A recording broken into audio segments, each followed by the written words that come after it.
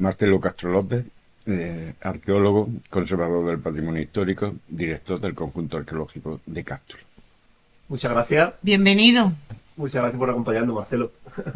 Pues dinos quién es Encantado. Marcelo Castro López. Me lleva a evocar quizás lo que a lo largo del tiempo y de las decisiones que en la vida se van tomando, pues nos llevan a lo que somos en cada instante, ahora en este momento. Para empezar, yo me siento cómodo en el campo. Tú comentabas antes también que te sentías más... mi familia y mi gente ha sido gente del campo.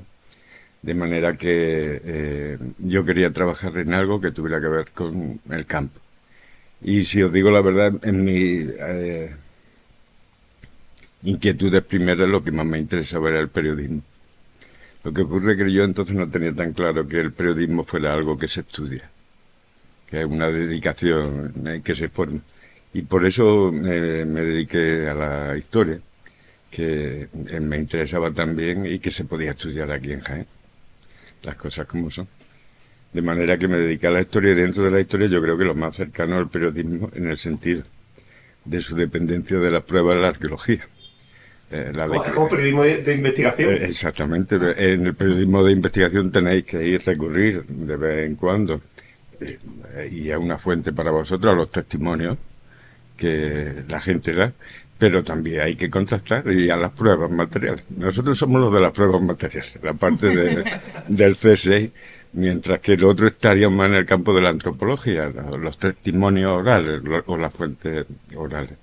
Pero en esa voluntad de indagar, de conocer, ya sea un hecho remoto o ya sea la plena actualidad, el enfoque que hacemos para tratar de adentrarnos, aceptando que no existen verdades universales, pues en lo menos, en lo más cierto o en lo menos falso.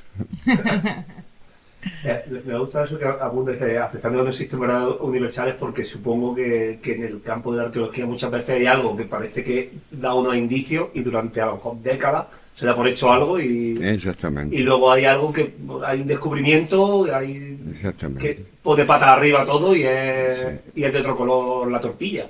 Así tiene que ser. Por eso nos dedicamos a un campo que pretendemos ser ciencia. No se puede decir lo primero que se nos pase por la cabeza y por tanto si hay que desarrollar una cierta cintura para bregar permanentemente con la incertidumbre. Quien quiera verdades universales, para eso está la política Muy bien o dicho. la religión. Sí, señor. Son más provisionales, pero tienen que ver con eso, con la voluntad de dotarnos de un conocimiento, en este caso referido al pasado, más conectado al presente de lo que pudiéramos pensar. Porque también ya no estamos hablando solo de historia, sino de bienes patrimoniales. De manera que la arqueología está en el presente. Cierto. Es una actividad productiva, si queréis, en el presente. ¿Cómo ha evolucionado tu visión de la arqueología desde que comenzó tu carrera hasta hoy?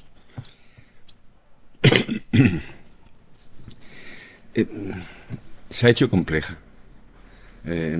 Principalmente donde ya era compleja en origen, que era en el campo de la investigación universitaria y demás, donde se tiende a compartimentar. En cambio, la gente que hemos tenido un destino hacia la gestión, me gusta más administración pública, de los bienes culturales, entre ellos los sitios arqueológicos y el patrimonio arqueológico en general, no hemos tenido que abrir, dejar atrás esas especializaciones, arqueología clásica, prehistoria, medieval, y desarrollar una práctica más todoterreno. No es que sepamos mucho de cada una de esas partes, pero estamos obligados a saber un poquito, y por lo tanto en un sitio como Cástulo tenemos que ser todoterreno. Eso significa que puede ser que no sepamos mucho de muchas cosas, pero un poquito, un poquito de todo. Ese es un acercamiento imprescindible. Ya si pensáis también que una de de las tareas que tenemos que acometer en nuestro trabajo tiene que ver con la difusión, con la comunicación pública de aquello que estamos llegando a conocer, pues con más razón todavía tiene esas redes tan estrechas de la compartimentación universitaria en distintas arqueologías no nos valen en nuestra práctica diaria, donde tenemos que resolver todo sin solución de continuidad. Un sitio como Castro encierra 4.000 años de historia y, por tanto, seguro que la gente que se ha dedicado toda su vida ¿qué os digo yo?, a la edad del cobre, tendrá que aportar sobre los datos que recuperemos de ese horizonte cosas importantes en Cástulo, pero alguien tiene que urdir todos esos segmentos para dar una lectura más o menos continua de la historia de la ciudad que a nosotros nos ha tocado mostrar. Vamos a ir como círculo, intentando hacer la pregunta un poco como círculos concéntricos, pero del más grandecito al más chico. Nos estamos metiendo en materia, pero voy a ir un poquito más general ahora con la siguiente. Qué bajos, ¿no? Qué bueno. Temiendo esto de que llegáis al vértice, a ver dónde salimos. ¿A dónde salimos a partir de entonces? Tú tienes un interés manifiesto concretamente por la cultura romana.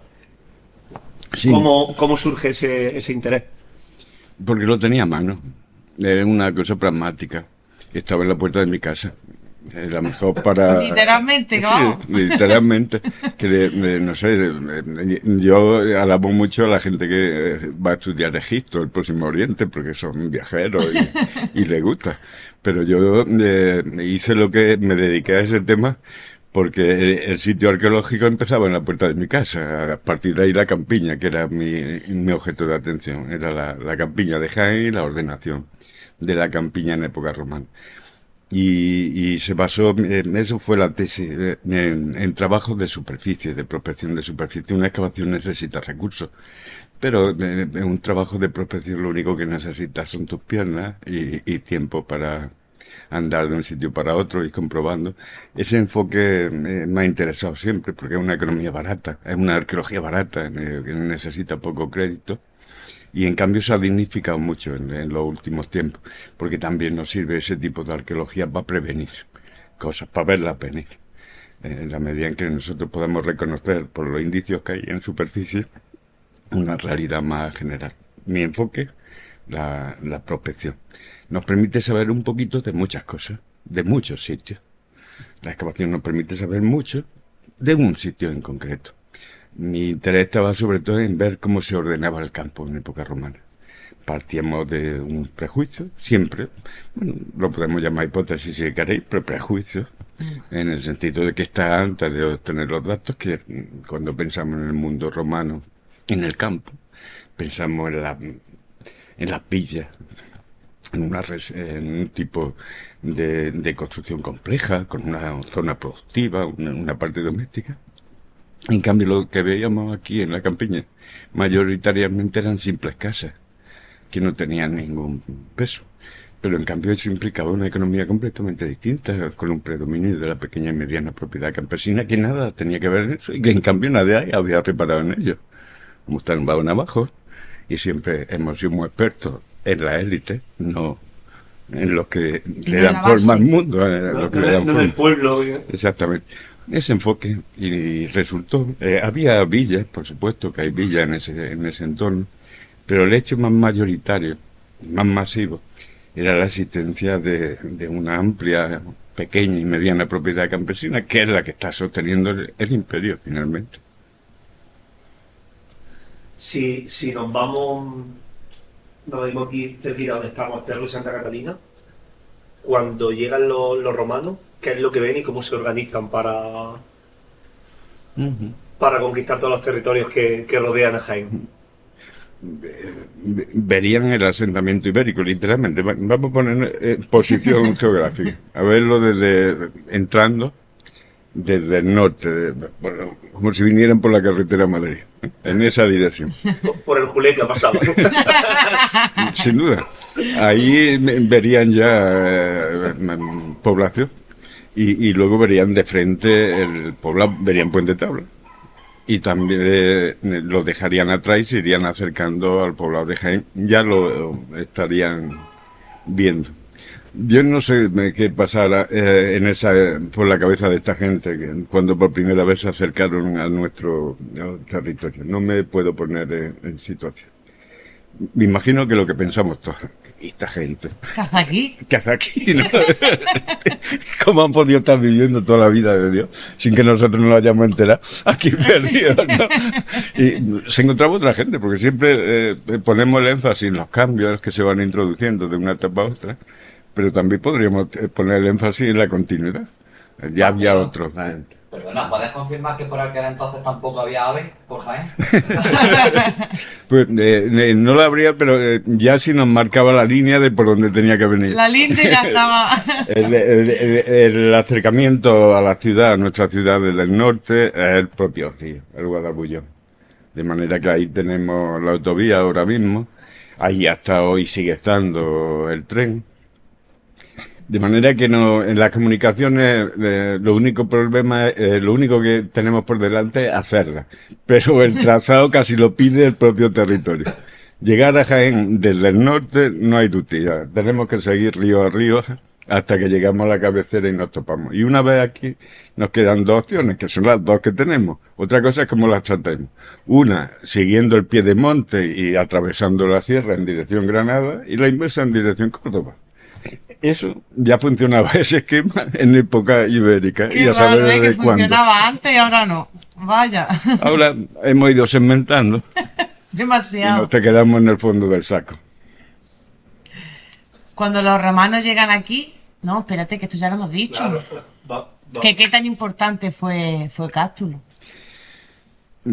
Cástulo, al revés que Jaén, ahí tenían unos intereses muy focalizados, muy claros. La plata. Ese es un recurso de las minas de Sierra Morena que estaban centralizadas en Cástulo y que tiene un interés estatal. Ya lo conocían de antes. Con el mismo propósito habían aterrizado los cartagineses. Porque perdieron la guerra tampoco eran unos santos. Tenemos esa tendencia, ¿no? También llegaron a Cástulo buscando lo mismo. Y ahí, en ese caso, volviendo al hilo que apuntaba Rubén, las comunicaciones.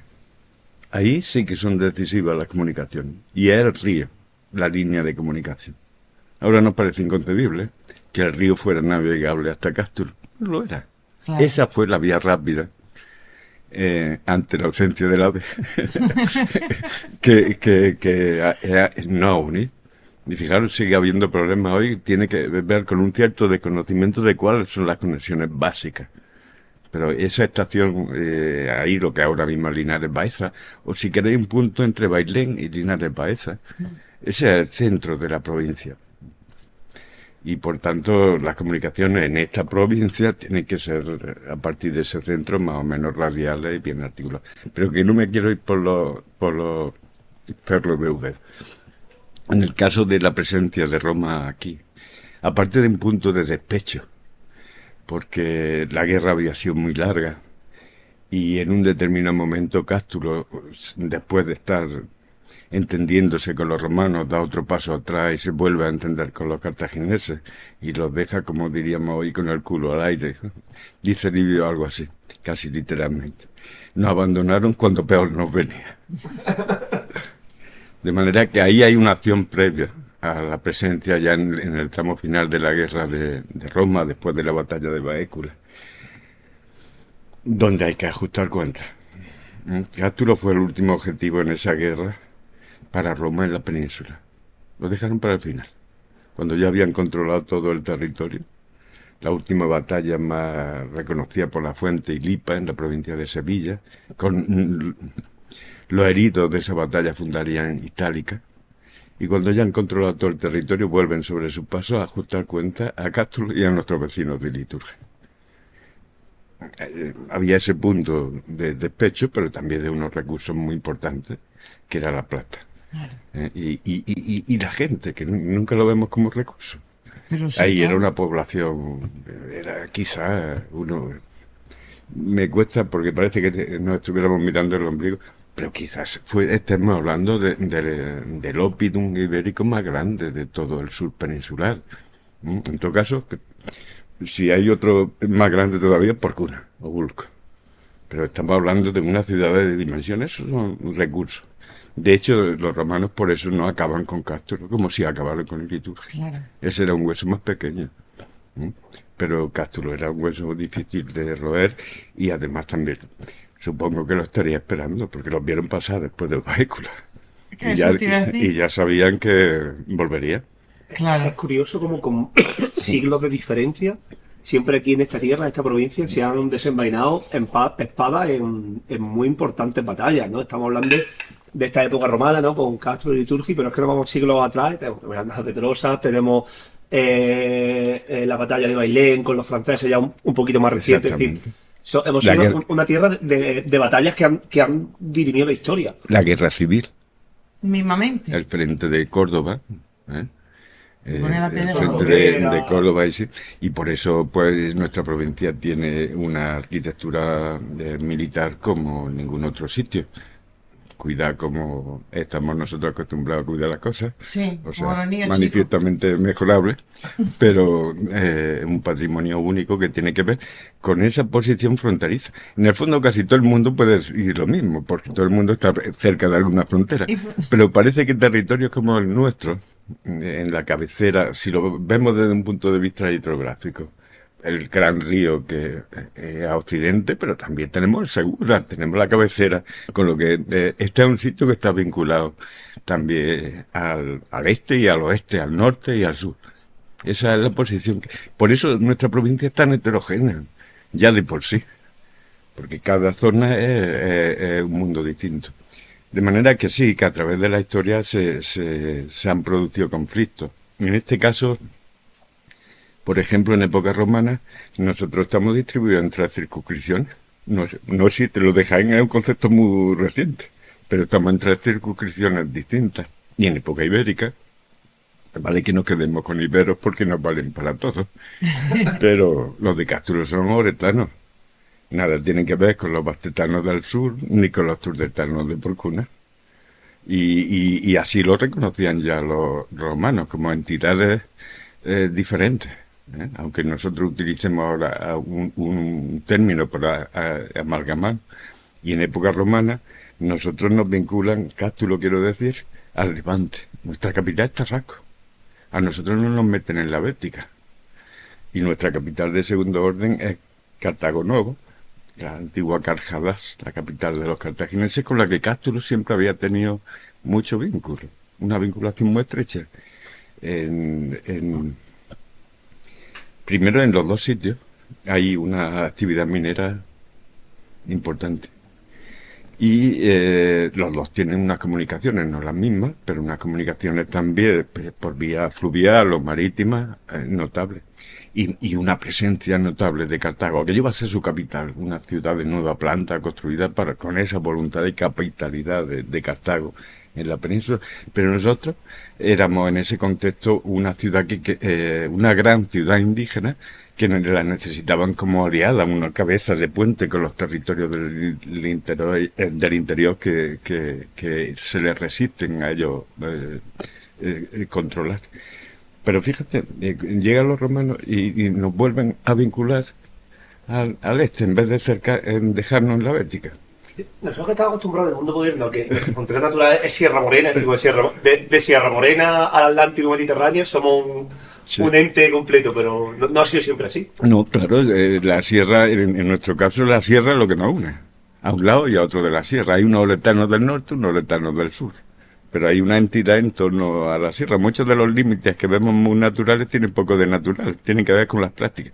En este caso, de que nos vinculen al Levante los romanos en vez de meternos dentro de la Bética, pues siempre hemos sospechado, dejándolo ahí al nivel de la sospecha, que es que hay un matiz importante. La Bética depende del Senado y la tarraconense depende del emperador. El Estado romano tiene 2 cabezas, incluso aspectos de financiación: el Senado y el emperador.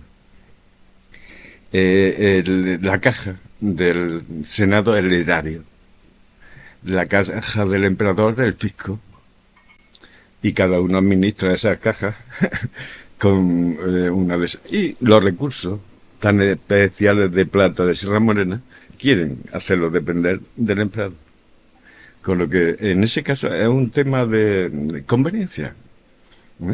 Bueno, esto tiene unos recursos especiales distintos a la Béltica. También aludían a otras referencias de, bueno, la Béltica ya es un pueblo pacificado, no como los de la Tarraconense, que sé que son más levánticos, en fin.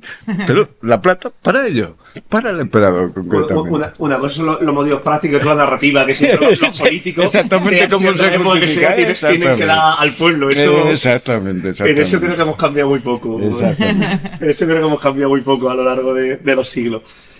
Voy a recoger cable porque hay una cosa que no está en el papel y me encantaría preguntarlo porque hay mucha confusión. Han nombrado antes la batalla de Liturgi. Mucha gente sitúa Liturgi en Andújar, pero y Liturgi realmente es Mengíbar, si no me equivoco, ¿no? Sí. Yo creo que ya hay que aceptar que por mucho que la investigación científica diga que Liturgi está en Mengíbar, el equipo de fútbol no le vamos a cambiar el nombre. El Betis liturgitano tiene que ser así, ya no vamos a...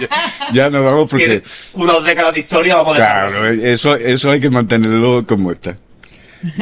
Hace ya tiempo que se... quiero recordar, ¿no? Un artículo de principios de los años 1970, de la década de un profesor de Granada, también de Mengíbar, que volvía sobre la epigrafía de liturgia y llegaba a esa conclusión que parece muy clara. Tampoco es tan extraño que suceda eso, porque gran parte de las ciudades antiguas, además de la epigrafía que puedan contener asociados a determinados sitios arqueológicos, son por los relatos de la fuente que tienen que ver con lo itinerario. Ese tipo de fuentes que pensar en su día para alguien que hace el camino, pues sabe que de por ahí Montoro tiene que pasar a Iturgia, Liturgia y lo demás. Total, que cuando en esa ordenación de las ciudades en sus vías, en el siglo XIX, se comete algún error, se salta una, pues ya se descabalgaba toda la secuencia, y por eso se habían llevado liturgia a Andújar, cuando le correspondía Mengíbar. Claramente, eso ya no hay duda. Desde Cástulo vemos el establecimiento de Mengíbar. Así que me pongo yo en el lugar de lo que estarían pasando por su cabeza cuando vieran desde dentro de la muralla de Cástulo cómo estaban destruyendo. Y liturgia, sangre y fuego. Lo siguiente nosotros. Viene. Dice Livio, el ejército romano, también casi literal, acampa a las vistas de la muralla de Cástulo. Y el resto, un tercio me parece, y el resto asedian y liturgia. De manera que ya estaban allí. Ya sabían cómo iba a acabar aquella historia y la única pregunta que sin duda se hicieron es cuánto podían aguantar, porque ya la guerra estaba decidida. El último objetivo, como os decía al principio, el último objetivo de Roma en la península, en esa guerra, luego ya volverán con más objetivos. Pero de momento y antes de pasar a África, porque había que ir a la guarida de su enemigo, que sería ya el final de esa guerra. Luego necesitaría una tercera ya para rematar, ¿no? Ya por si acaso le ha dejado títere con cabeza que... Pero en ese mundo y no cambió. Si lo vemos ampliamos un poco el zoom, pues no dejan de ser las dos potencias que en ese contexto se están disputando el control del Mediterráneo occidental y que a nosotros nos toca en medio. Para que gran parte de esos acontecimientos y de esa guerra discurra aquí. Vamos, me pongo que se me pone todo el rato los pelos de punta de imaginarme todo el percaz que tuvieron que bregar esta gente. Oye, Marcelo, ¿cuál fue el proceso o sea, el orden de las conquistas que hubo aquí en Jaén? Es decir, la última fue Cástulo. ¿Se sabe más o menos el orden? Primero fue esta población, luego fue esta, luego fue aquella. Esa guerra fue muy compleja. Tuvo avance y retroceso. Yo me imagino que para la gente que la vive, dice, "Coño, esta guerra no se va a acabar nunca", porque Infinito. tienen muchas etapas, hay muchos cambios. Para empezar, las dos potencias eligen dos estrategias completamente distintas. Roma lo que quiere es cortar las líneas de abastecimiento del ejército de Aníbal desde la península y por tanto atacar su retaguardia. Y en cambio Cartago lo que pretende es llevar la guerra a suelo itálico. Y entre esas dos cosas se desenvuelve la guerra. El punto de partida de la guerra aquí, la presencia de Cartago en Cástulo, que podía tener ciertos antecedentes. De hecho, los cartagineses no eran una gente desconocida para los de Cástulo porque ya llevaban siglos sus antecedentes, los fenicios, la gente de Tiro, por ejemplo, porque Cartago no deja de ser una colonia de Tiro y esos contactos se habían establecido mucho tiempo antes. Digamos que ahí hay momentos donde se está preparando el terreno sin que sepamos muy claro deslindar dónde acaba lo político y empieza lo militar. Pero una de las cosas que están haciendo en Cástulo en ese momento es reforzar las murallas del frente norte de la ciudad. La guerra estaba en el horizonte. Así que eso son ya decisiones, la primera vez que vemos la presencia púnica descaradamente en Cástulo. No podemos quedar con la historia romántica de Emilce. Yo la veo un poco más dramática, ¿no? Como un buen matrimonio claramente de conveniencia entre dos familias, los Barca de Cartago y la familia de Emilce, en ese contexto. Eso es Cartago. Si hay posibilidad de entenderse, se entienden. Y si hay que llegar a acuerdos de este tipo familiar, se llegan. Sí, sí. Pero si no, está el palo. También. El palo y la zanahoria. Pero tienen una política así que no sabemos en qué momento Sagunto y empieza la guerra. Pero ya todo estaba tensionado. Y todas las alianzas estaban formadas. Y en esa Cástulo está alineado con Cartago. Claramente. Y seguramente en el ejército de Aníbal hay gente de Cástulo cuando se mueve por Italia. Lo mismo que de otros sitios de la provincia. En ese primer momento la península bascula en torno a Cartago. Y luego cuando ven venir a Roma, pues ya reculan cuando es necesario. De manera que la guerra tiene varias etapas y las comunidades indígenas tratan de abrirse camino en un contexto francamente desfavorable.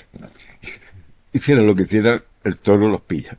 Eso es Da fijo. igual los rodeos Porque- que hay. Y un conflicto sí o sí. Claro, nada más que pensar en el desarrollo de una guerra, cómo debía ser ciclo la economía y los recursos de tanta gente moviéndose por el territorio.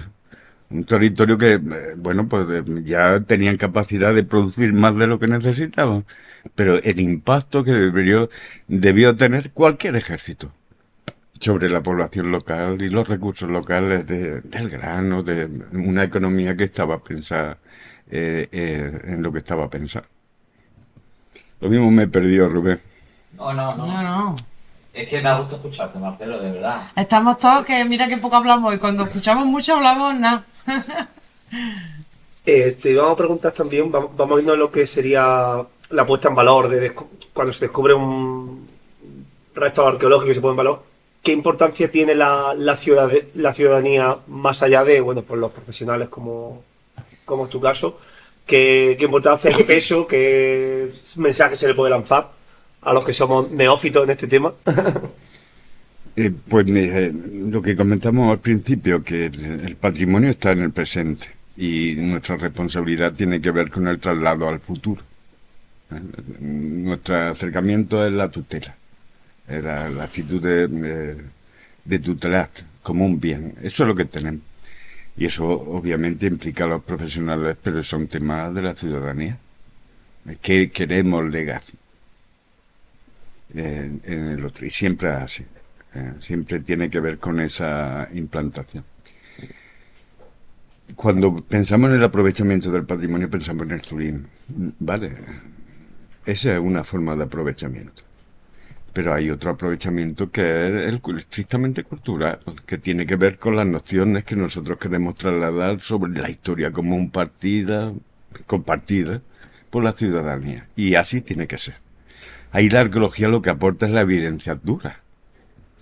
No, puede haber, como comentábamos antes, relecturas de los datos que estamos haciendo en un momento o en otro, o conclusiones distintas. Con lo de liturgia ha sido muy palpable cuando hemos estado tratando ese tema. Exactamente.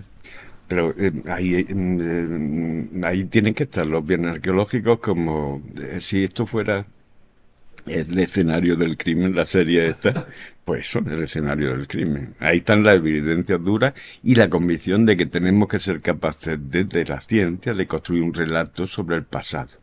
Porque si no, estamos dispuestos a escuchar las mayores barbaridades, con todas las visiones alternativas a la ciencia en el acercamiento del pasado.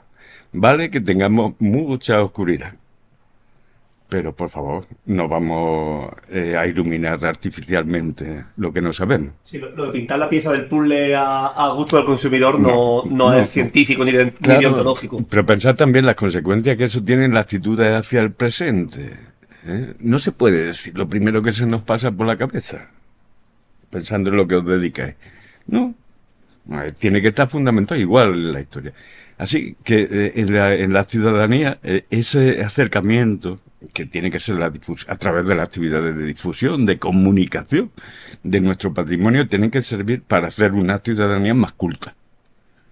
Porque efectivamente hay gente que no le interesa estos temas, vale, si yo también lo acepto y le interesa más el dominó, vale, si tampoco quiero hacer de todo el mundo este loquito, pero sí tenemos que estar como lo hacemos, con los colegios, con los adultos y luego los usos turísticos también nos vienen bien eso. La ciudadanía son nuestros destinatarios y tienen que ser unos usuarios activos en el campo del patrimonio, a todos los niveles. Sí. Desde la denuncia a la participación activa. En Cástulo lo hemos estado llevando eso al extremo. Hemos contado, llevamos un censo de gente que ha colaborado con nosotros a lo largo de, ya llevamos unos pocos años, más de 1000 personas. Han estado algún tiempo con nosotros echando unos días, o algunos desde que hemos empezado las campañas hasta que las hemos acabado. Son gente que trabaja. Un equipo amplio como el nuestro, le asignamos tareas y ellos las cubren con un mínimo de entrenamiento y con una solvencia especial. Nos permite la ciudadanía o esa colaboración tan generosa. Eso en Linares hay que recordarlo, una ciudad generosa, comprometida. Lo mismo en otros sitios nos cuesta más trabajo poner en marcha ese tipo de iniciativas, pero allí la gente lo siente como suyo. Sí, Linares sí que tiene ese sentimiento de pertenencia en torno no solo en torno a Cástulo, sino en torno a muchas cosas que van en el RH linarense, ¿no? Como la cultura minera, esa ciudad, ¿no? Que hace un par de siglos tenía ese peso sociopolítico. La música, por ejemplo, es una ciudad muy urbana, desde finales del 19, cuando entonces tenía casi el doble de población que Jaén Capital. Y tenía 4 estaciones, tranvía, y nosotros todavía no hemos conseguido el tranvía, por Dios. Y ellos lo quitaron y ellos lo quitaron en los 50, ¿no? Que ha tenido siempre un perfil, por eso, porque era una ciudad industrial, mientras que lo que domina en la provincia era una agrociudad. Sí, podían ser grandes ciudades, pero como Jaén, pues un centro fundamentalmente administrativo. En cambio, Linares siempre ha tenido esa otra trayectoria. Pero volviendo al papel de la ciudadanía, esa colaboración de la ciudadanía a nosotros nos permite alcanzar objetivos que no podríamos hacerlo solo. No sé. Toda la tierra que movemos se criba y la luz de la criba son 6 milímetros. Desde el principio hasta donde lleguemos. Todo lo que tiene más de 6 milímetros lo recuperamos. No sabemos si será una cosa importante o no, pero lo recuperamos. Eso lo podemos hacer por ellos. Claro. Porque hay montones de ojos mirando continuamente los sedimentos y ordenadamente. Luego, cogemos un elemento que tuvo un impacto mediático importante. plato de vidrio grabado la patena del Cristo en Majestad. Ahí descubrimos unos fragmentos mientras estaban todavía en la tierra, estaban saliendo de la tierra. Esto es singular. Pero eran unos fragmentos. Luego, ese mismo sitio donde encontramos esos fragmentos lo habíamos excavado, en un pequeño patio. Lo habíamos excavado en 2 años anteriores. Le pedimos al sistema nuestro que nos diera los demás vidrios que habían salido. Y salió la patena. Un objeto muy singular a partir de fragmentos que habían sido recuperados sin saber el valor que tenían. Se habían recuperado indiscriminadamente. Eso. Luego llegan las cerámicas, los fragmentos de cerámica. Pues habremos procesado ahora mismo etiquetados, medido, pesado, fotografías. 1.600.000. Eso ya es una cantidad crítica que ni siquiera el mal visto de nosotros la tiene en la cabeza. Pero para eso está la inteligencia artificial, para eso están formas de explorar los datos que no pasan por la estadística. En sí mismo cada fragmento no tiene mucho, pero ya lo tenemos controlado. Lo podemos llamar por su nombre. Le hemos puesto una etiqueta y un código. A millones de fragmentos. Eso no lo hubiéramos podido hacer sin ello. Sin esa contribución. Hubiéramos hecho otra actividad arqueológica, otra forma de escapar, pero más grosera. Y la contraparte. La contraparte es que ellos se sienten protagonistas. Se hacen parte El de resultado de su trabajo. Claro. Entonces la gente se identifica con el resultado, el fruto de su trabajo. Una de las cosas que más me llamó la atención y que voy a recordar mientras esté vivo es que la mayoría de ellos, cuando aterrizaron el primer año, en 2011 fue, siempre tenían ya curiosidad, habían trabajado en el museo, en fin, que ya tenían un cierto rodaje. Pero siempre nos habían visto contando el relato. Todo seguido. De uno o de otro, en fin, que estaban acostumbrados. Pero cuando nos vieron allí discutir entre nosotros, Se quedaron. quedaron conmocionados. Conmocionados. Y a veces con muchas veras. Porque claro, estamos discutiendo el escenario del crimen. Uno lo ve de esta manera, otro lo ve del otro. En fin, que así. Eso es la base de la discusión de cualquier aproximación que seria. Sí, vamos a ver. Eso, y se quedaron perplejos. Y acabaron adoptando un cierto relativismo. Bueno, esto es lo que decía hoy, vamos a ver mañana. Vamos a esperar mañana. Creo que una de las cosas más apasionantes de la arqueología es lo socrática que es, ¿no? Que está siempre llena de preguntas, de interrogantes, de incógnitas, ¿no? Y que no se dan nada por hecho, así tiene o que casi ser. nada por hecho. Exactamente, así tiene que ser. Ya, pues aprovechando que has dicho lo de la inteligencia artificial y todo esto, te iba a preguntar qué innovaciones tecnológicas se están usando actualmente en Cástulo. En nuestro equipo, no por su director, que es bastante pretecnológico, pero el resto de la gente es gente que está muy puesta en las nuevas tecnologías, en particular mi compañero de trabajo, Francisco Arias, pero también en otros campos. En nuestro equipo, eso a lo mejor parece raro en un equipo de arqueología, pero siempre tenemos gente de comunicación, ¿no? De telecomunicaciones, gente de vídeo y audio, informática. Esos son piezas para nosotros. Multidisciplinar. Claro, Sí, cubrir totalmente. todos los espacios. De esa manera, nosotros de la arqueología nos podemos dedicar a lo que nosotros sabemos que hacer, que es excavar. Cuando empezamos, por ejemplo, decidimos que íbamos a prescindir del dibujo arqueológico convencional. Eso siempre lo habíamos hecho. Yo, de hecho, lo había estimado observando algunas excavaciones. Eso era el 70% del trabajo de la gente de arqueología, que era levantar un plano normalmente a escala 1,20 y si era un muerto a escala de 1,10 de lo que había. No dejaba de ser un dibujo, tomaba muchas cosas, muchas medidas, en fin.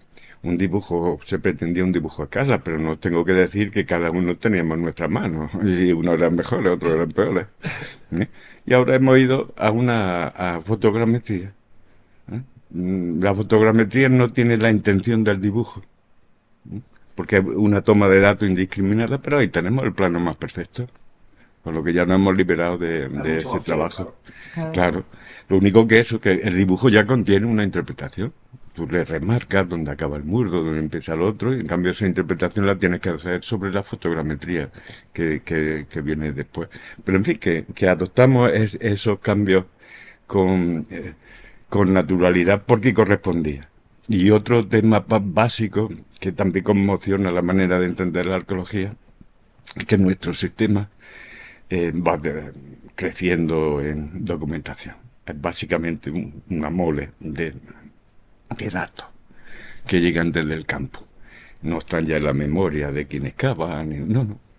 Son datos, coordenadas, códigos, muy numéricos. También vídeos. En vez de describir, metemos el vídeo describiendo el estrato o lo que sea. Utilizamos. Pero en fin, es una mole de información. Abrir eso al público, a todo el público. Eso es aburrido donde lo haya, pero la gente que quiere investigar cosas lo hace. Es fundamental. Hace unos años estuvieron con nosotros de la Universidad Chapman de Los Ángeles. Y bueno, a ellos el sistema les parecía estupendo, porque aquí en campo están fluyendo los datos hacia el sistema y ellos en California están conectados. Lo están viendo y no hay ningún problema. De hecho, cuando estuvieron aquí nos invitaron también al congreso de uno de esos años de la Sociedad Americana de Arqueología y llevamos el sistema de registro, nos lo pidieron y luego lo publicaron.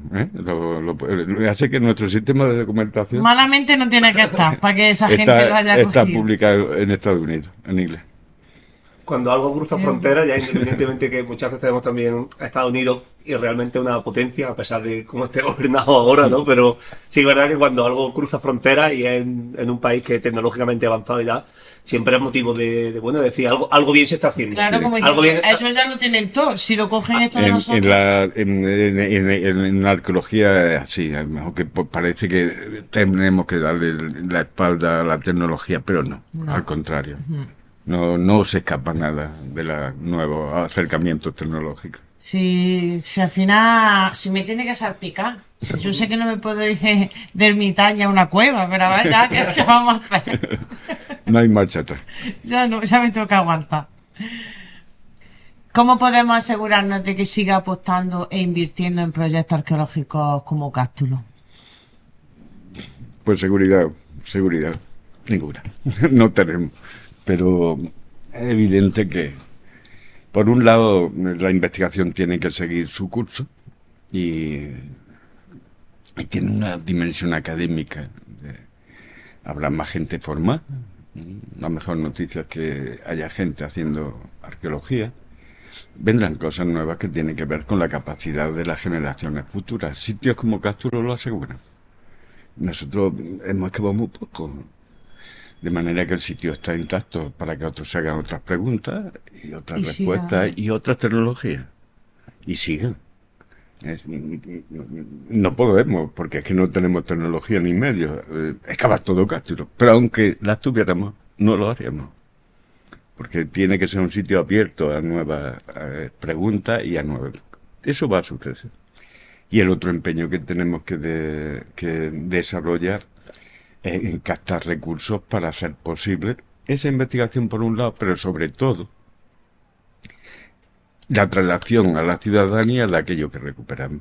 La investigación puede hacerse de un tema que esté allí metido en un cajón en el fondo del museo y han hecho una tesis doctoral, pero está allí metido en un cajón. En cambio, nosotros necesitamos, cuando exponemos en un museo, cuando musealizamos un sitio arqueológico, necesitamos un relato. ¿Qué os voy a decir a vosotros? Algo que hile lo que tenemos que hacer. Eso es un tema de investigación también que nos compete quizás más a la parte que estamos más vinculados a la administración. Y ahí todo lo que se puede hacer es siempre poco. Es poco para nosotros. Desde fuera me habéis estado preguntando sobre Cástulo. Pues sí, llevamos desde 2011 excavando en Cástulo y demás.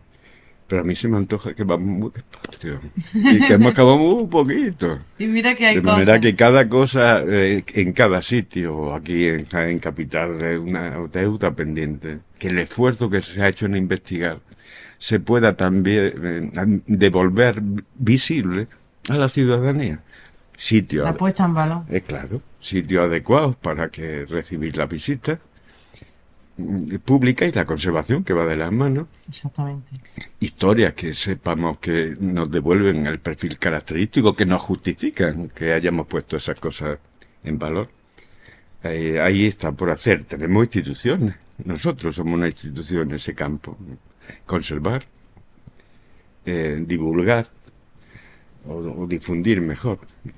Divulgar parece que tiende a la vulgarización y tampoco se trata de eso, de que haya un conocimiento selecto y un conocimiento vulgar. Así que divulgar no, pero difundir. O apropiación pública me gusta más. Procurar, cuando la gente visita un sitio, de alguna forma se lo está apropiando, cuando lo está conociendo, cuando lo está haciendo, alguna forma de apropiación y, por supuesto, de investigación. En el sentido convencional, de investigación histórico-arqueológica, pero también investigación de las propias estrategias nuestras, una especie de autoconocimiento de lo que funciona y lo que no funciona. La manera de ver, de acercarlo al público, la manera de atender. Es una más de las veces que cada vez que viene alguien de arqueología digo que, y una vez más se puede decir, que si no se conoce no se quiere. Por Entonces, supuesto. tienes que acercárselo a los que van a venir detrás de nosotros Por para supuesto. que sigan guardándolo y sigan... Por supuesto. Lo que no sé, es que es verdad, lo que no se cuenta no existe, y lo que no se puede ver. Exactamente. Sí, llevas toda la razón, ¿no? Y eso lo tengo muy claro y por eso siempre me ahínco con que la gente sepa lo que tenemos y todo. Nuestro público principal, no estoy dispuesto a que me corten la mano, pero si hiciera falta, el público que tenemos de marcha abierta, el programa educativo, los centros. Porque no funciona. De esa manera nos estamos ganando nuestro público adulto de la siguiente generación. Y ya en la práctica, como lo he visto muchas veces, son los padres los que vienen detrás de los niños, porque no pueden permitir que sus niños sepan más de una cosa que ellos. Con lo que acaban llegando los padres detrás de los niños, ¿no? Esa es la estrategia. Y luego, eso, nuestro marco en la provincia. Hay que, no puede, nuestros escolares no llegan allí por un día que le han dado libre y están en el campo. No. Han empezado a prepararlo en el aula, qué conocimientos le van a trasladar, que entre bien en su currículo, y luego van, y si hay que ir otra vez al aula, se va. Pero se aprovecha, es una experiencia que a ellos le aprovecha, y ese es nuestro público del futuro. Con esos ciudadanos en el futuro, yo estoy muy confiado. Claro, es que ese niño o ese adolescente que se está enamorando de eso ahora mismo puede ser el descubridor de X cosas en el futuro. Exactamente. ¿Es así? En nuestro proyecto comentaba un montón de gente que ha ido pasando como colaboradores. Pues bueno, han sido centenares, más de 1000 en este tiempo. Muchos de ellos eran gente que ya tenía claro que iba a hacer arqueología. Venía gente de fuera, nomás que para ayudarnos y tener una experiencia con nosotros. Claro. Pero gente de Linares, de Jaén, de sitios cercanos, que han acabado en la arqueología a partir de nuestra experiencia. Por esa visita. Exactamente. Claro, es que no se sabe lo que está sembrando. El otro día me quedé de piedra porque atendimos la visita de un grupo de la Universidad de Granada, de prehistoria de la Universidad de Granada. Y al final ya de la visita me saludó para decirme que él había ido con su colegio de Siles y que a raíz de ahí habían pensado hacer arqueología y ya estaba acabando. Fíjate, el conocimiento en esas edades, y ya no entro solo a lo mejor en el campo de la arqueología, sino en cualquier otro campo, y voy a poner un ejemplo que ha sido muy reciente aquí en la provincia de Jaén. El jueves o el viernes creo que fue, hubo una feria de la tecnología y la robótica en Ifeja, sí, que durante muchos años lo han hecho una asociación que profesores de institutos de tecnología en Málaga, una feria a nivel andaluz, y se ha hecho pues 13 o 14 ediciones en Málaga, y los asociados, los profesores asociados de la provincia de Jaén, de diferentes centros, dijeron, oye, vamos a hacerlo aquí en Jaén. Y ellos decían, al final cualquier campo, es decir, nosotros porque el nuestro es la tecnología, robótica, etcétera, etcétera, pero cualquier campo lo acerca a ciertas edades y muchas veces se le despierta a un chaval. Es que eso es. Y egoístamente, cuando tú lo haces en Jaén, de esos 4 o 5 mil alumnos que suelen acudir anualmente a la cita, la mayoría de centros son de tu entorno, porque es más fácil sacar a los chavales de clase a media hora, 40 minutos, 15 minutos, una hora, que meterlos 3 o 4 horas en un autobús. Es decir, es más fácil que aquí venga el de Huelma o venga el de Beas de Segura, a que venga el que está en San Lucas de Barrameda. por Claro, motivo por obvio, ¿no? cercanía. Entonces, para nosotros, tener esa actividad, al que se le va a despertar ese gusanillo, dice, pues egoístamente, como Que profesores de que se quede en casa, pues claro. actividades como Sin las de duda. Castro o cualquier otra en el resto arqueológico de la provincia facilitará que a muchos se les despierte ese. Sí, sí, sin duda, eso de tira, de marca. Y que estamos obligados a pensar, aparte de lo inmediatez, que parece que nos consumen lo inmediato. Puñeta, hay que pensar en cosas. Que bueno, vamos a infinitos. Exactamente, No ya somos vendrán infinitos. otras generaciones y nuestra responsabilidad es formarla, que tenga una buena forma. En eso estamos, la educación, Claro. y la cultura, preparando una ciudadanía activa y crítica con el futuro. Son los responsables del futuro. Y Claro, la investigación porque cuando igual los será una vayan- consecuencia de eso. Hay que ser modestos. Nosotros somos... Claro. Cuando nos dedicamos a los 4.000 años de Castro, nosotros somos una capa muy pequeña. Nuestra huella en Cástulo es mínima, va a ser mínima. Pero por eso, porque va a ser mínima, tenemos que ser muy conscientes de qué huella dejamos. Claro. El comienzo. Exactamente. Vamos a hablar de los futuros arqueólogos, ¿no? Pero pregúntaselo Eso tú, te iba a Ana. decir, que qué valores o habilidades son las esenciales para formar a estos futuros arqueólogos de los que estamos hablando. Por un lado, la curiosidad, que es algo tan difícil de alentar cuando no se tiene. Si tienes curiosidad por la tecnología, Qué por buena las frase. bellas artes, pues la curiosidad es algo básico de cualquiera. Alimenta cualquier conocimiento. Hay que buscar gente curiosa. Y luego hay que también, frente a todo pronóstico, poner una brida importante a la imaginación, ¿vale? Los poetas, bien, para la poesía, ¿vale? No para lo nuestro. Lo nuestro tiene que ver con la observación. Y eso es una voluntad un esfuerzo. No es dejar volar, es observar. Hay perfiles para todo, ¿no? Al final somos un mundo diverso, por suerte. Pues el perfil. Luego, aspecto, hay también un tema que yo lo plantearía como un tajo. ¿Quién puede dedicarse a la arqueología o no? Pero también hay que matizarlo. Esto es un trabajo de campo. Así que hay una historia que recogía por un arqueólogo italiano. Llevó a su alumno al campo y nada, estuvieron un par de mañanas y a la tercera se quedaron 3. Todos los dos se hicieron de historia del arte, las catedrales fresquitas, en fin. ¡Ay, qué Con lo que- bueno! La arqueología implica una cierta resistencia. Estamos trabajando a 40 grados. A cualquiera se le nubla con 40 grados El el entendimiento. Pero hay que O a lo estar... mejor a 5, depende de la época del año. Claro, depende cómo estemos. Es una cosa que se hace en mitad del campo, pero también es cierto, por eso hay que matizarlo también, que hay muchos trabajos de laboratorio, de eso, que también, también son necesarios, claro. Hay mucha gente que se dedica a la arqueología y no tiene por qué estar allí Y no han visto el campo. en esas condiciones. Yo me siento muy cómodo, por lo que os decía al principio, por el campo. Para mí no era extraño. Al final es una ciencia plural y, como decíamos y comentaba al principio, una ciencia viva que no es estanca, es decir, que no... Lo primero no es que hay un cuadrado de 4 lados. Oye, parece que tengo un cuadrado, a ver si Sí. sigue siendo un cuadrado dentro de, Sí. de 15 años y seguimos... Ese es el Buscando. enfoque. Eso implica que podemos volver una y otra vez sobre el patrimonio y nunca se agota. Si hacemos un centro de interpretación o una película, pues empieza y acaba tu proyecto. Pero el patrimonio está hecho como los elementos originales, las pruebas originales, pues funcionan para volver una y otra vez. Vamos a revisar. Vamos a ver el caso frío, ¿no? Y a volver a revisar y así será siempre. Yo he ido muchas veces a Cástulo, pero la última vez, que fue con la visita de Marcelo, yo le recomiendo a todo el mundo que quien no haya ido, que vaya y descubra y abra los ojos.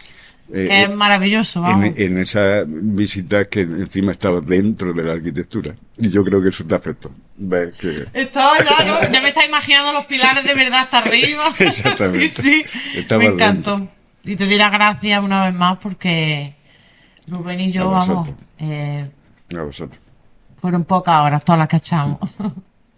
Marcelo, por ahora llega una parte que es el test general, que es unas preguntas que le hacemos que son exactamente las mismas a todos nuestros invitados. Esto es como una cebolla, vamos a ir cogiendo Capa, capas. Es más capa, pers- capa. Son personas. Buen, buen símil con la arqueología. La capa de la cebolla. Sí. Pues la primera es un lugar. Tu lugar. Profesionalmente Cástulo. Y yo creo que es inseparable porque ya también es una acción muy personal en el tema. Pero como siempre tiramos para lo local, para mí el sitio más importante del mundo es el Oppidum de Atalayuelas, porque es de mi pueblo. Aquí en Puerto del Rey, cerca de Jaén. Y porque he tenido con el sitio una familia. Sitio Atalayuelas. Institución el Museo de Jaén, no el Iber, el de Jaén, porque es donde yo estuve. Mi primer contacto con la arqueología. ¿Qué música escuchas, Marcelo? Pues os tengo que confesar que tengo un oído enfrente del otro. ¿Eh? Y siempre he tenido, lo he envidiado, ¿eh? De la gente que os gusta la música especialmente. A mí me gustan dos o tres cosas. Y en ellas me dedico hasta que ya me dice, mi sobrino me lo decía así, pero no tiene otra distinta. Eric Clapton. Bueno, pero eso es maravilloso, Marcelo. Sí. Y lo recogía y lo llevaba al gimnasio por las tardes. Y no tiene otra música. Con Eric Clapton te has ganado los tres, te lo aseguro. Sí, sí. Ya no te habías ganado, pero ya ha sido la guita del Pues, pastel. poquitas cosas, pero hay músicas que me han llegado. O sea, Un libro. el ensayo sobre la ceguera de Saramago. Lo apuntamos. Ese Antes de leer eso te habría dicho, es más tópico, 100 años de soledad. También, pero el ensayo sobre la ceguera porque me impactó también la forma de construir, esa escritura continua. Yo pensaba que no iba a funcionar, francamente, pero me atrapó, y me introdujo en ese mundo. Yo creo que me quedaría con ese, sí. ¿Y una película? El corazón del ángel. Por ese mismo tema que os decía antes de la inmersión. Yo nunca he estado en el sur de Estados Unidos, en el Mississippi, pero es como si lo hubiera estado, porque he visto muchas veces la película, ¿no? Y te transporta allí a... Ese ambiente de la lluvia y Sí. los sonidos, muy Te inmersivo. envuelve. ¿Cuál es tu comida preferida? La fabada. También nos has ganado con eso. Aquí somos de cuchareo. Esto es un... Sí, yo también. El cocido le tengo mucho aprecio porque está en el ADN de la Besa, pero la fabada porque cuando la comemos en casa está especialmente dirigida a mí. Lleva nombre y apellido, ¿no? Un personaje que puede ser real, ficción, conocido, de cercanía tuya.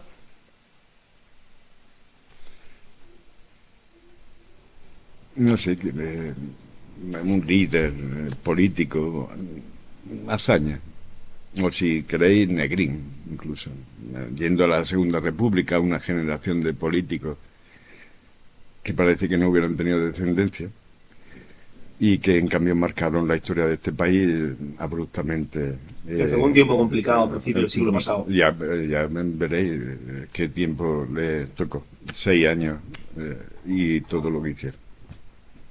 Eso a propósito del contexto general donde se puede cuestionar la Segunda República, que yo la defiendo.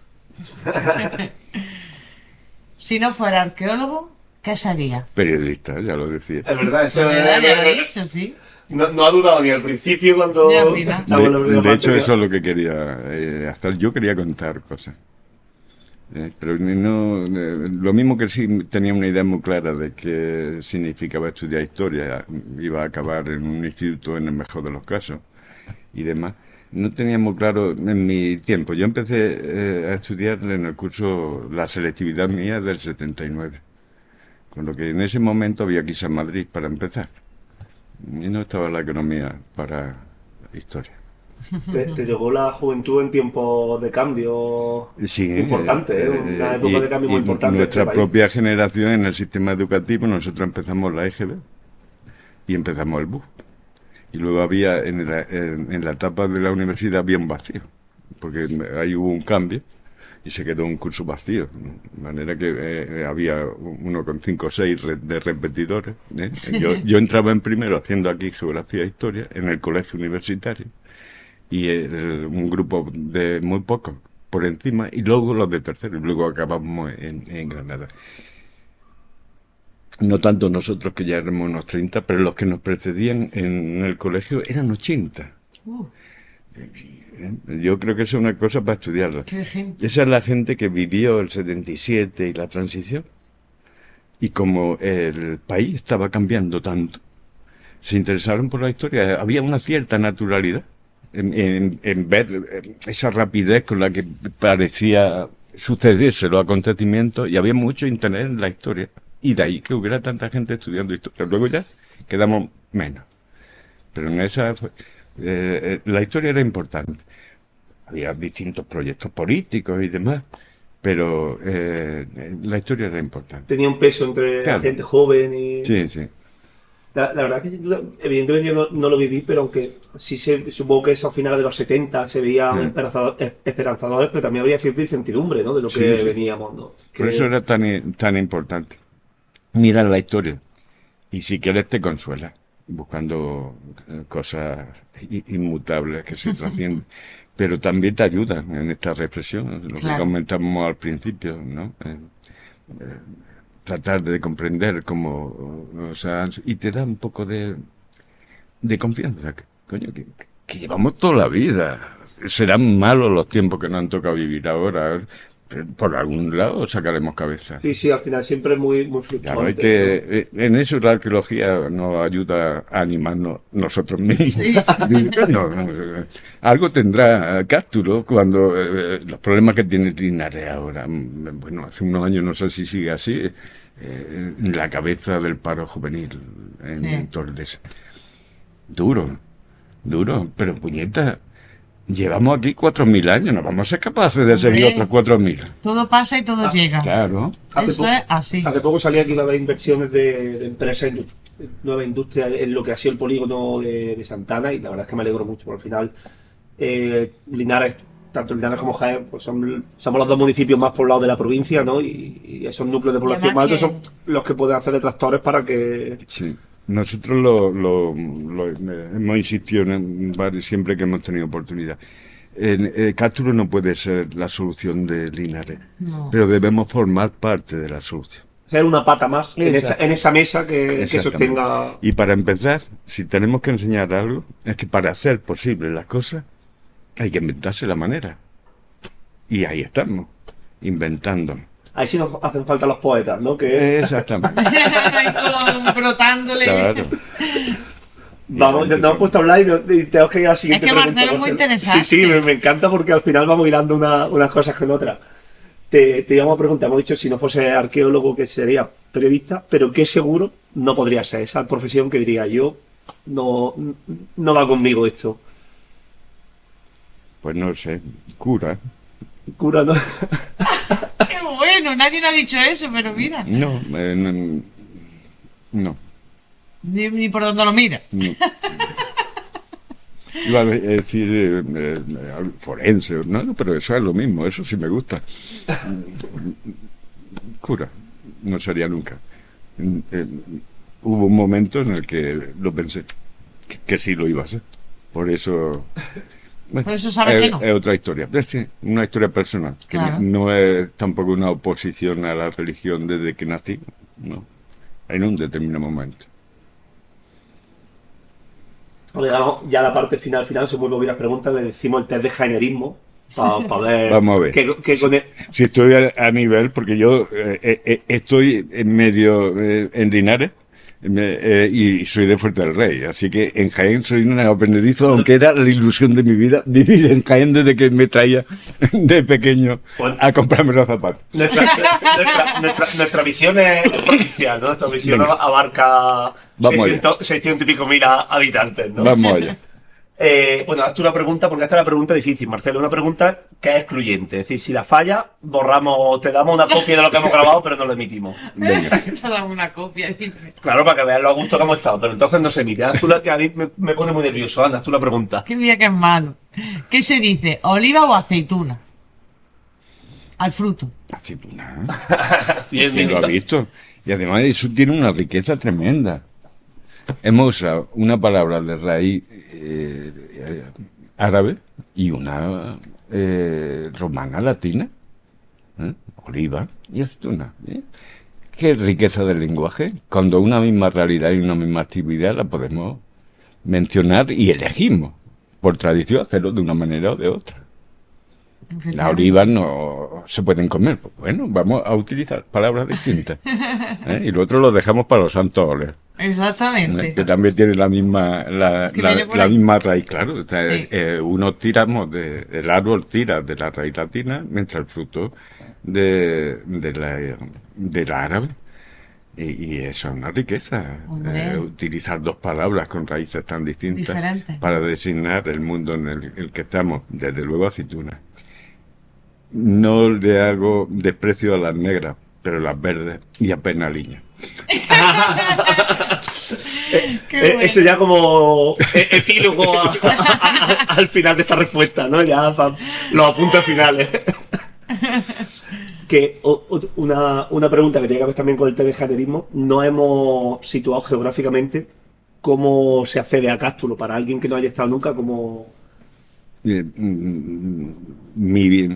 Se puede llegar desde Bailén siguiendo hasta Linares, que forzosamente tenemos que llegar a Linares. Mi itinerario normal es carretera de Jabalquinto y ya no entro en Linares, directamente Torre Blasco Petro, en esa rotonda inicial. Desde la carretera de Jabalquinto vamos a Torre Blasco Pedro y ya vemos la señalización, unos 7 kilómetros de Linares. Llegar a Cástulo a mucha gente le puede parecer una carrera de obstáculos, ¿no? Pasar de la autovía a una carretera autonómica, luego a una local y luego a un carril agrícola y demás. Y todo eso en 7 kilómetros. Anda, ¿quién tiene todo eso? Vamos. ¿Cuál es tu expresión favorita de Jaén?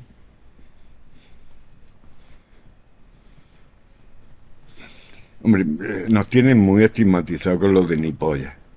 Pero por lo menos si estamos en Granada, los de Jaén vamos a ser mucho tiempo ni polla, en conjunto, en nuestra expresión.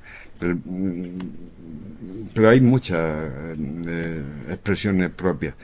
Si tuviera que indagar en Jaén, quizás la riqueza mayor del lenguaje es Torre del Campo. Eso es un universo aparte. Los garbanzos tostados. Eso es, te va al Qué diccionario de Alcalá Ventrelada, Sí. andaluz, del andaluz, Lo y tengo ahí, y Martín. casi el 40% son entradas de Torre del Campo. ¿Esa gente sería capaz de hablar sin que lo entendiéramos nadie? Nadie. Sí, tiene un dialecto propio. Y, Buenísimo, y no sé qué expresión de ellos tomas, pero tomaría alguna de esa lengua especial que es el torrecampeño. La verdad que sí. Marcelo, pues nos lo hemos pasado estupendo. Espérate que me falta una pregunta. Vale, bueno, Anda, ya salta. ojo que había un giro de guión al final del metraje. A ver. Marcelo, cuéntanos el Sanedrín que se monta en la barra. La barra... ¿La barra? De la barra. La barra de nuestro Carlos, vamos. Carla, que gracias a él nos conocemos. Exactamente, es el que nos puso en contacto a los dos. Pues nada, que te lo comentaba el otro día, Rubén, que tengo muy abandonado a Carlos, a la barra, y la verdad es que me cuesta trabajo, me estoy volviendo muy de mi casa, puñeta, y voy menos de lo que me gustaría a esos sitios de encuentro que son tan necesarios para mantener, que no acaba siendo un ogro, como me parece que está ocurriendo. Me recuerda porque es lo que cuando se juntaban los cafés madrileños, las mentes así de, pues, para discutir cosas. Las mentes prodigiosas, claro. Claro, Hace unos años, para mí son ya 20 o 30, pero que hubo varios intentos de retomar así tertulias más o menos formalizadas como la que está pensando Rubén, ¿no? Simplemente para hablar, que está bien. Sí, claro. Es una manifestación de sociabilidad, ¿no? También. Es que ahora parece como todo lo tenemos a golpe de 4 clics en el ordenador o en el móvil. Exactamente. Y ahí me echo un poco yo tierra encima, que vengo más del ámbito tecnológico. Pero como que damos por hecho todo o buscamos la opinión de 7 diferentes. Como estamos tan inmediatos, todo es tan inmediato y en tiempo real. Y en cambio el otro, en la medida que es real, o implica tiempo, dedicación, que hay que cultivarlo. Sí, ese debate tú a tú, ¿no? Con una serie de personas en el que Contento. te puede enriquecer porque aprendes cosas o haces que otra persona aprenda cosas, eso se está perdiendo. Y según Pues, va pasando cada al vez igual más que hemos contento. empezado, la claqueta es En tuya, un lo que nos clima quieras decir, y de una nosotros cierta agradecidísimos satisfacción. de que hayas estado aquí compartiendo Eso no tiene precio. tu tiempo con nosotros. Por eso estamos vivos. Si eso no lo hacemos a menudo, hay que hacer un esfuerzo. Porque ese es un buen motivo para estar vivo. Le damos gracias a Carlos por habernos puesto en contacto con Marcelo, porque para mí ha sido un mega descubrimiento conocerte, la verdad. Así que os lo agradecemos a los dos. Pues a vosotros por la dedicación. Pues, Muchas gracias. Al igual que hemos empezado, la claqueta es tuya, lo que nos quieras decir, y nosotros agradecidísimos de que hayas estado aquí compartiendo tu tiempo con nosotros. Y que esta no quita otra, Marcelo. Otra visita en Cástulo también. Pues nada, buenos días. He estado como en mi casa, aunque sea la suya. Me he sentido cómodo, por supuesto. Me ha venido el café más situado en el mundo. Así que, y se trata de algo que me encanta, que dejarnos llevar. Es una forma de escuchar a los demás y de participar. Estamos en lo que acabamos. Y nada, yo seguiré estando como estoy habitualmente aquí en Jaén, pero mi dedicación principal es Cástulo. Y últimamente, por temas más de cuidado, Fuerte del Rey, que están todavía allí mis padres vivos. Así Gracias. que me despido y espero volver a encontrarme. Está en tu casa, Marcelo. Esto es- Gracias. Así me siento.